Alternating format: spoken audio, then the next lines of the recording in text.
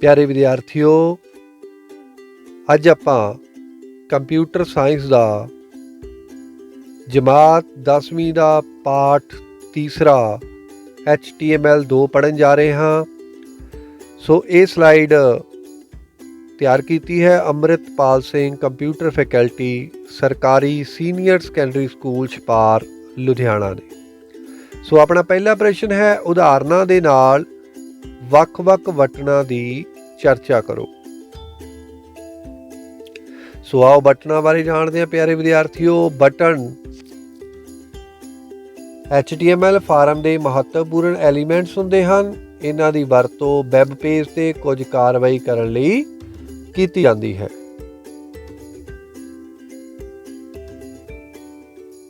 ये बटन कई तरह के होंगे हैं। कुछ महत्वपूर्ण बटन हेठ दिते गए हैं। पहला बटन है सबमिट बटन। इस बटन की वरतों डाटा फार्म नूं वैब सर्वर कोल भेजण लई कीती जाती है। दूसरा बटन है रीसैट बटन। इस बटन की वरतों फार्म के मुल्लां नूं क्लीयर करने लई कीती जाती है। आओ प्यारे विद्यार्थियों आपां इन्हां दी उदाहरण देखते हाँ। सो यह साडे कोल HTML की कोडिंग है जो कि बटना की उदाहरण है। ये टैग इनपुट टैग और टाइप ते वैल्यू ये दो एट्रीब्यूट ने। सो जदों असीं इनू ब्राउज़र ते साडे कोल ब्राउज़र ते इस तरीके नाल साडे कोल इहदा नतीजा जिहड़ा ओह दिखाई देवेगा। यह साडे कोले सबमिट बटन जिस नाल साडा डाटा जिहड़ा ओह सर्वर ते चले जाता है। और ये साडा रीसैट बटन जिस नाल फस्ट नेम ते लास्ट नेम जिहड़े ने ओह क्लीयर हो जाते हैं तो तुसी दोबारा जिहड़े ये नेम ने वो लिख सकते हो।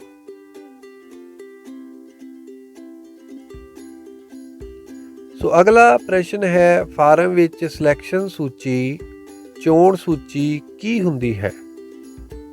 चोण सूची नूं सिलैक्शन लिस्ट भी कहा जाता है। ये फार्म का एक महत्वपूर्ण एलीमेंट हुंदा है। इस दी वरतों नाल यूज़र लिस्ट विचों एक जां एक तो वध ऑप्शनां दी चोण कर सकता है।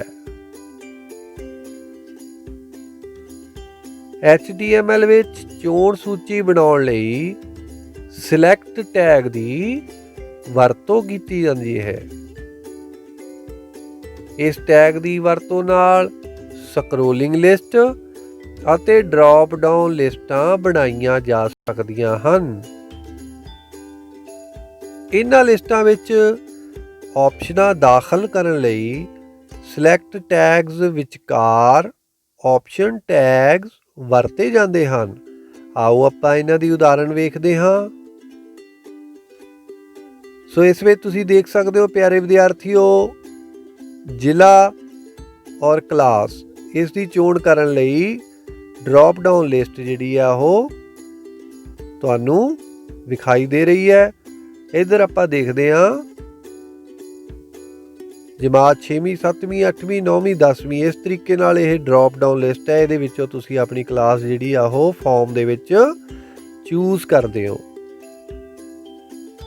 ये साडी ड्रॉप डाउन लिस्ट और इहदी उदाहरण आपां देखदे हां। ये सिलैक्ट टैग है और नेम एट्रीब्यूट जिमें आपां दस्सिया सी कि ऑप्शन टैग इहदे विच वरतिया जांदा ते वैल्यू इहदा एट्रीब्यूट ये साडे कोले ड्रॉप डाउन लिस्ट दी HTML कोडिंग है।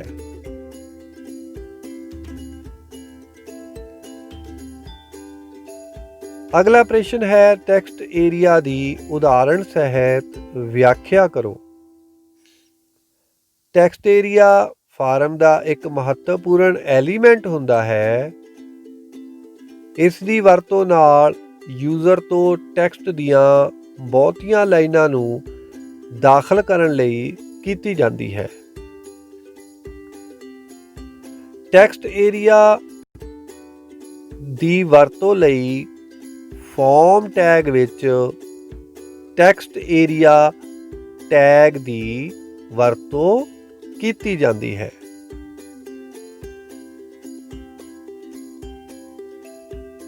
ਇਹ ਟੈਗ ਇੱਕ ਕੰਟੇਨਰ ਟੈਗ ਹੈ। ਇਸ ਟੈਗ ਦੇ ਦੋ ਐਟਰੀਬਿਊਟ ਹੁੰਦੇ ਹਨ, ਰੋਜ਼ ਅਤੇ ਕਾਲਸ।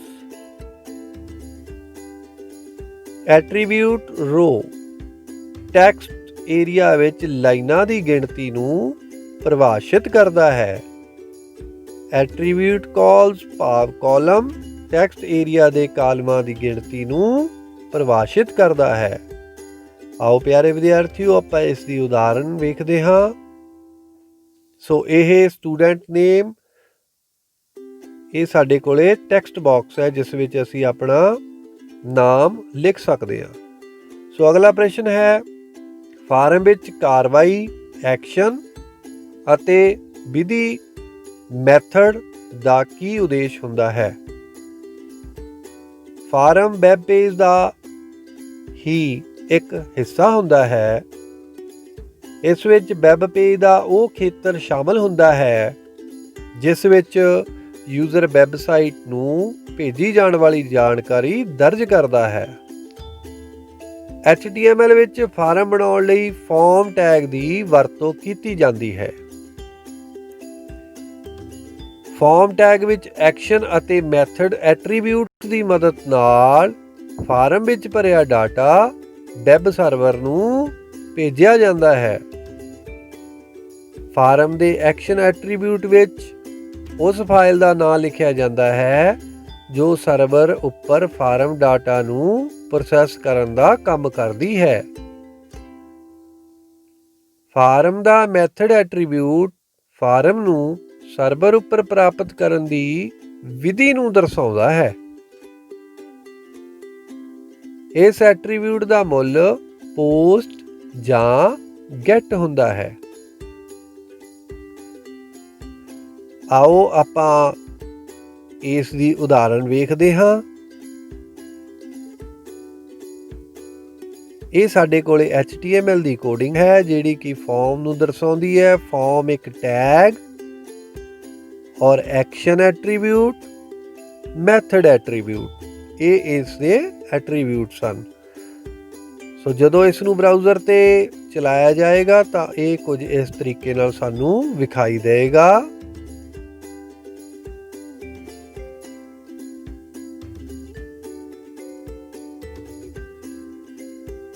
ਬਹੁ ਚੋਣਵੇਂ ਪ੍ਰਸ਼ਨ।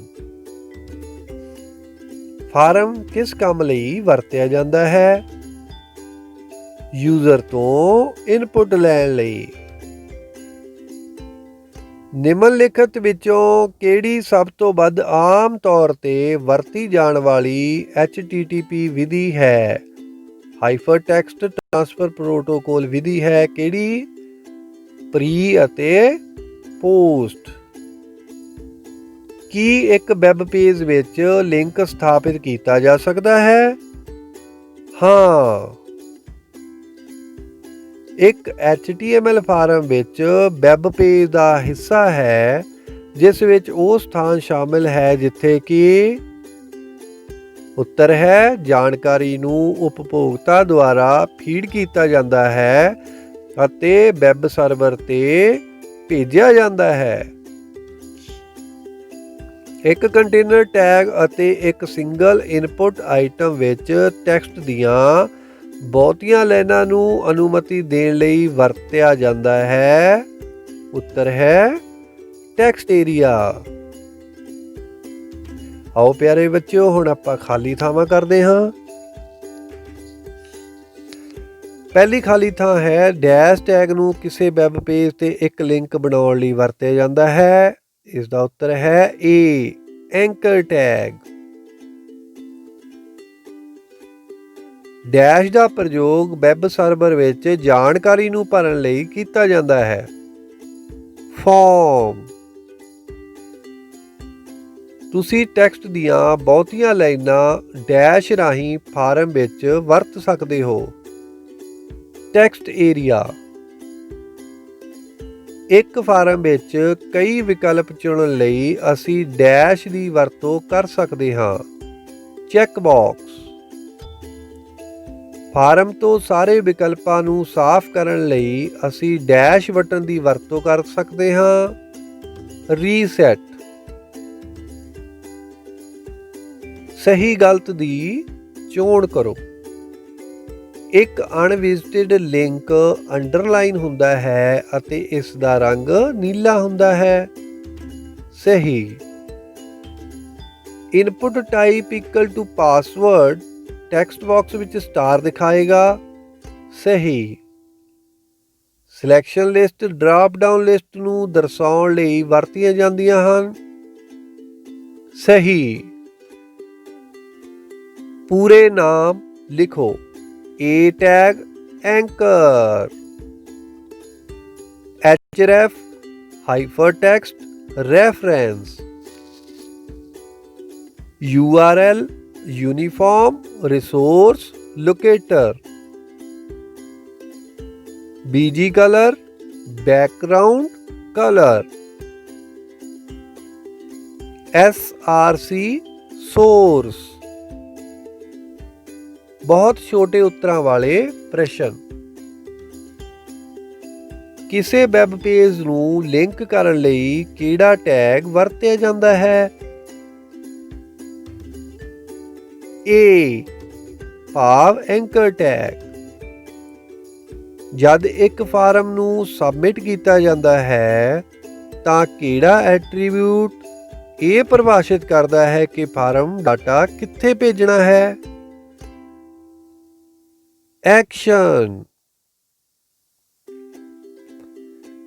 ਇਹ ਵਿਧੀ ਉਪਯੋਗਕਰਤਾ ਦੁਆਰਾ URL ਪਾਥ ਦੀ ਵਰਤੋਂ ਕਰਕੇ ਫੀਡ ਡਾਟਾ ਨੂੰ ਐਨਕੋਡ ਕਰਨ ਲਈ ਵਰਤੀ ਜਾਂਦੀ ਹੈ ਅਤੇ ਸਰਵਰ ਨੂੰ ਭੇਜੀ ਜਾਂਦੀ ਹੈ।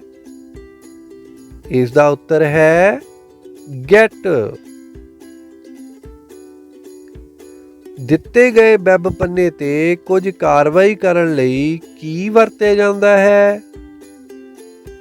ਬਟਨ। Thank you.